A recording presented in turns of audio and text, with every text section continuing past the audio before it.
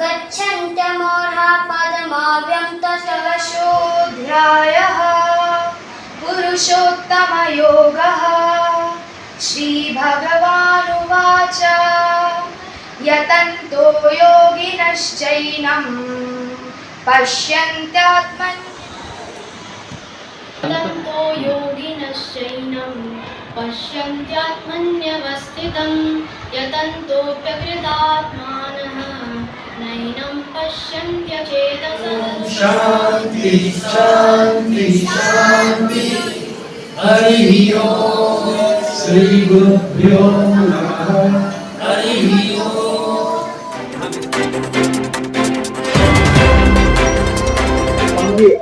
गीता पाठ प्रतियोगिता का आयोजन किया जा रहा है बच्चों के लिए। क्या महत्व रहता है बच्चों के लिए गीता? चिन्मय मिशन में यह गीता गायन प्रतियोगिता लगभग 25 वर्ष से हो रही है और बच्चों के बीच में गीता का महत्व यह है कि हमें बच्चों के चरित्र का निर्माण करना है। राष्ट्र निर्माण में व्यक्ति का कर्म, उसका स्वभाव, उसका चरित्र बहुत बड़ा काम करता है। गीता केवल धार्मिक पुस्तक नहीं है, लोग उसको धर्म के साथ जोड़ते हैं। गीता में कहीं पर भी धार्मिक कट्टरता की बात नहीं है, ना ही किसी प्रकार के सांप्रदायिक बात है। गीता सीधे सीधे मानवीय जीवन को बेहतर बनाने की और मानवीय जीवन के लक्ष्य को पाने की बात करती है। इसलिए बच्चों को, तो मैं क्या कहूँ, प्रत्येक भारतीय मनुष्य को, जगत के प्रत्येक मनुष्य को गीता का अध्ययन अपने जीवन में करना ही चाहिए और अपने रोज के स्वाध्याय का विषय बनना चाहिए। इसलिए बच्चों के जीवन में गीता का बहुत बड़ा महत्व है, उनका चरित्र तथा व्यक्तित्व निर्माण के लिए। इस आयोजन में हर तरह के स्कूल के बच्चे आए हैं, शिक्षक भी हैं, अभिभावक भी हैं। ऐसे में इन अध्यापकों को आप क्या संदेश देना चाहिए कि आज सिर्फ एक आयोजन न बन कर आ जाए, गीता उनके जीवन में क्या? मेरा यही उनसे निवेदन है कि अभिभावक बच्चों से सीखे और रोज गीता का 5 श्लोक का कम से कम प्रत्येक अभिभावक को अध्ययन करना चाहिए और उसको समझना चाहिए। समझकर उसका थोड़ा सा आत्मचिंतन करे और अपने जीवन में उसका अंगीकार कर ले। यही उनको, केवल एक आयोजन बनाकर रखने से तो कोई फायदा होने वाला नहीं। उत्सव हो जाएगा, उत्सव तो बहुत कुछ होते हैं, लेकिन इसको अपने जीवन का एक अभिन्न हिस्सा बना ले। हमारी शिक्षा पद्धति में इस गीता का क्या महत्व होगा और आने वाले समय में क्या गीता पाठ का जो अध्ययन है वो हमारे निजी स्कूल के शिक्षा पद्धति में इसको जोड़ा जाए? शिक्षा उसे कहा जाता है जो मनुष्य को सर्वांगीण रूप से मनुष्य बनाए, उसका सर्वांगीण विकास करे। केवल एक डिग्री देना तो शिक्षा नहीं होता है ना, और कामकाज सिखा देना भी केवल शिक्षा नहीं होता है। केवल हम कर्म करने के लिए और खाना खाने के लिए तो मनुष्य नहीं बने हैं, इसीलिए शिक्षा नहीं लेते हैं। शिक्षा का महत्व ये भी है कि हम अपने पारिवारिक जीवन में, सामाजिक जीवन में, राष्ट्रीय जीवन में, मित्रों के साथ, परिवार के साथ, मानसिक धरातल पर, भावनात्मक धरातल, बौद्धिक धरातल पे भी हम लोग अपने आप को विकसित करें। यही शिक्षा का महत्व है। इसलिए गीता यह आवश्यकता पूरी कर सकती है मेरे हिसाब से। इसलिए गीता का भविष्य में पाठ्यक्रमों में शामिल करना भी फायदेमंद ही रहेगा।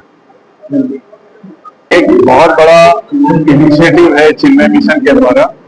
इसके द्वारा बच्चे को 2-3 चीजें मुख्यतः मार्गदर्शन किया जाता है। एक तो क्या है, सच और धर्म के प्रति उनकी आस्था बढ़ती है। दूसरा, उनको ये समझ में आता है कि कर्म ही आगे का मार्गदर्शन है। और तीसरा ये है कि सच्चाई की बराबर जीत होती है। ये 3-4 चीजों का मार्गदर्शन उनको किया जाता है। और बहुत ज्यादा इम्पोर्टेंट है कि उनको मोरल जो होता है, जिंदगी का जो आत्मीयता है, मोरल है, इंटीग्रिटी है, ये सब के बारे में सिखाया जाता है। मैं इसका एक छोटा सा उदाहरण आपको दे सकता हूँ। जैसे आज बच्चे यहाँ 10 स्कूल के बच्चों के साथ बैठते हैं तो उनके मन में एक कंपटीशन की भावना आती है कि मुझे ये जीतना है। लेकिन साथ साथ में एक ये भी उनको मार्गदर्शन मिलता है कि दूसरे स्कूल के बच्चे और हमारे स्कूल के बच्चे और मैं कहाँ खड़ा होता हूँ और मुझे आगे कहाँ बढ़ना है, वो उनके दिमाग में ये बहुत बड़ा मार्गदर्शन होता है इस प्रतियोगिता के थ्रू, और यही उनको आगे लेके जाता है। तो ये बहुत इंपॉर्टेंट है कि इस तरीके का प्रतियोगिता जो कि स्कूल के पढ़ाई से हट के है, एक सब्जेक्ट जो स्कूल में पढ़ाया जाता है, साइंस है, मैथ्स है, हिंदी है, इंग्लिश है, लिटरेचर है, उससे अलग हट के है, ये इनको एक बहुत आगे का मार्गदर्शन देता है। हरिओम, मैं राजेश कौशिक, CGCC 25 कोऑर्डिनेटर, आपको इस बारे में विशेष जानकारी दे रहा हूँ। इस बार लगभग 60 विद्यालयों के बच्चों ने भाग लिया है। 35,000 किताबें श्रीमद् भगवद गीता बांटी गई है। लगभग 25,000 बच्चे इसमें भाग ले रहे हैं। 855 क्लस्टर, एक क्लस्टर मतलब 25 से 35 बच्चों का एक समूह में बांटा गया है, जिससे 855 क्लस्टर बने हैं।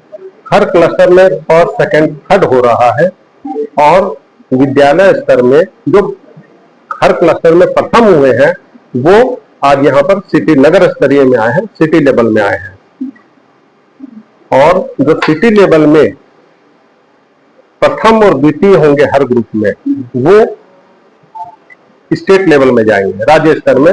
उसकी प्रतियोगिता अक्टूबर में होगी, लगभग 5 से 7 अक्टूबर के बीच में।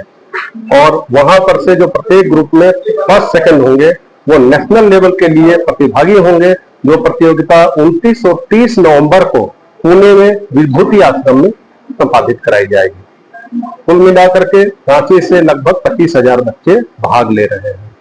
क्या इस प्रतियोगिता में भाग लेने के लिए किसी तरह से दिया गया? हाँ, इसमें प्रत्येक बच्चों से 20 रुपये का रजिस्ट्रेशन शुल्क लिया जा रहा है, जिसके बदले में हम लोग उनको एक भगवत गीता देते हैं और ये प्रोग्राम आयोजित करते हैं। सर, जो प्रतियोगिता हो रही है तो इसमें जजेस होंगे, कोऑर्डिनेटर होंगे, कौन कोऑर्डिनेटर है, जज होंगे? इसमें विभिन्न विद्यालयों के हिंदी और संस्कृत विभाग के जो शिक्षक हैं वो इसके कोऑर्डिनेटर हैं, और जो बच्चे वहां से यहाँ आते हैं उनका जजेस जो है वो डॉक्टर चंद्रमाधव सिंह जी के नेतृत्व में डॉक्टर जगदम्बा पाल सिंह जी और उनके 11 सहयोगी, मतलब टोटल 12 जजेज हैं, जो कि सभी PhD होल्डर हैं, वो इसमें निर्णायक की भूमिका निभा रहे हैं। इसका ऐसा है कि ये जो है अभी तो यहाँ पे रांची लोकल हो रहा है, इसके बाद ये स्टेट लेवल होगा। स्टेट लेवल 14 अक्टूबर को रांची में ही होगा, और उसमें जो बोकारो, चास, जमशेदपुर सब जगह से 18 बच्चे चुने हुए आएंगे। 72 बच्चा टोटल यहाँ आएंगे उनका, और उनके जो फर्स्ट, सेकंड होंगे वो नेशनल में जाएंगे पुणे में, जो 29-30 नवंबर को है। और उसमें पूरा इंडिया लेवल के बच्चे लोग हैं, लेकिन यहाँ जो बच्चे आएंगे, जो भी बच्चे आएंगे 72 बच्चा, उनको हर एक बच्चे को प्राइज मिलेगा। ठीक है, मैंने कोई खाली हाथ नहीं जाएंगे, मैंने टोटल बच्चे। और जजेज जो हमारे आ रहे हैं वो 3 बोकारो से, 3 चास से, और 3 चास से, और 3 रांची से। 12 जज, हर ग्रुप में एक जज बैठेगा चारों जगह से, जिसमें कि कोई नहीं बोले कि कोई गलत हो, एक ही जगह का सेंटर का हो रहा है। इसलिए इसमें बहुत क्लियर मामला होगा कि हर जगह एक जज बैठेंगे चारों ग्रुप में, बोकारो से, चास से, जमशेदपुर से, कराची से। तो क्लियर मामला होगा, कोई झंझट नहीं होगा उसमें। कोई नहीं बोल सकता कि बेईमानी हुआ, ये हुआ, इसी तरह का प्रोग्राम और उसमें चल रहा है प्रोग्राम। और इसका अभी तो टोटल जो है वो 25,000 बच्चा रांची से है, 10,000 बच्चा बोकारो से है, 10,000 बच्चा जमशेदपुर से, 5,000 चास से, टोटल 50,000 का रजिस्ट्रेशन है। और ये भी बता दें कि अभी वर्ल्ड में अभी हम लोग सेकंड पोजीशन में है, झारखंड। ये बड़ी सौभाग्य की बात है कि चिन्मया मिशन के द्वारा इस आश्रम में मैं योगेश ओझा एक निर्णायक के रूप में मुझे यहाँ आहूत किया गया, बुलाया गया। ये मैं अपने आप को बड़ा सौभाग्यशाली समझता हूँ। और सबसे बड़ी बात है कि इतने सारे विद्यालय न केवल जिला स्तरीय बल्कि पूरा राज्य स्तरीय स्तर पर, और जो फाइनल होने जा रहा है वो पूरा नेशनल स्तर पर होने जा रहा है।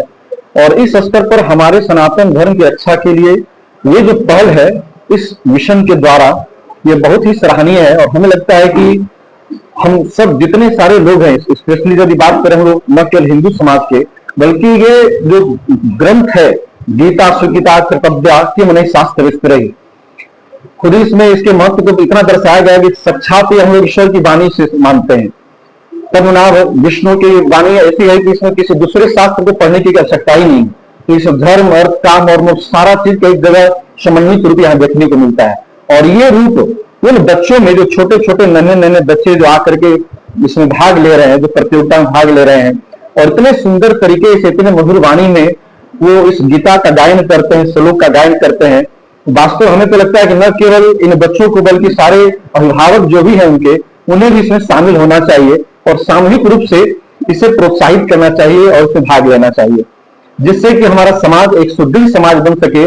आज जो भाग दौड़ लगा हुआ है पूरे समाज में, देखिए पैसे की होड़, डॉक्टर बनाएंगे, इंजीनियर बनाएंगे, आईएएस बनाएंगे, लेकिन कहीं ना कहीं हम अपने चरित्र का जो प्रगति होना चाहिए चरित्र के क्षेत्र में, वहां पर कहीं ना कहीं चीजों को हम लोग खोते जा रहे हैं। खेतों में जैसे बीज आप डालते हैं ना, फसल तो वैसी ही होगी। अभी ये कल्पना करना या किसी से चर्चा करना कि साहब ये समाज कैसे परिवर्तित होगा, कैसे बदलेगा, तो लोगों को ऐसा लगता है कि ये तो असंभव है। इसमें थोड़ा सा भी बदलाव लाना लगभग नामुमकिन है, क्योंकि समाज का रूप काफी बदल गया है। लेकिन प्रयास करने से और छोटी शिशु आयु से, छोटी उम्र से ही संस्कार डालने से वो काम करते भी हैं। 100% करते हैं ऐसा नहीं है, लेकिन करते हैं। तो आज जो है, अगर वो गीता की तरफ उन्मुख होते हैं, और तो देखिए खाली संस्कार ही नहीं है, गीता से बहुत बड़ी हिम्मत भी मिलती है। आपके मन की जो गिरावट आती है, आपका जो अपना आत्मविश्वास जो समय समय पर गिरता रहता है, डोलता रहता है, तो उसमें काफी बड़ा बल भी मिलता है। और हमें सही रास्ते पर, तो सारे ही जितने भी दुनिया के ग्रंथ है सब सही रास्ते पर ही चलने को कहते हैं, लेकिन गीता का महत्व तो आप ऐसे समझिए ना कि बाल गंगाधर तिलक जेल में रह के भी उन्होंने गीता के ऊपर भाष्य लिखा, गांधी जी ने भी गीता का महत्व बताया। तो समय समय महापुरुषों ने गीता के बारे में बताया कि साहब ये एक ऐसी शक्ति है जो आपको जिन मुर्दा को खड़ा कर सकती है। तो गीता का ये चीज है, करते करते बहुत कुछ हो जाता है, प्रयास करने से बहुत कुछ हो जाता है। असंभव दिखने वाली चीजें संभव हो जाती है। लगता है आज के समय में कोई परिवर्तन तो हो ही नहीं सकता है, गिरावट तो इतनी आ गई है, कहां से परिवर्तन होगा, तो फिर भी होगा, कोशिश करने से बहुत कुछ होगा।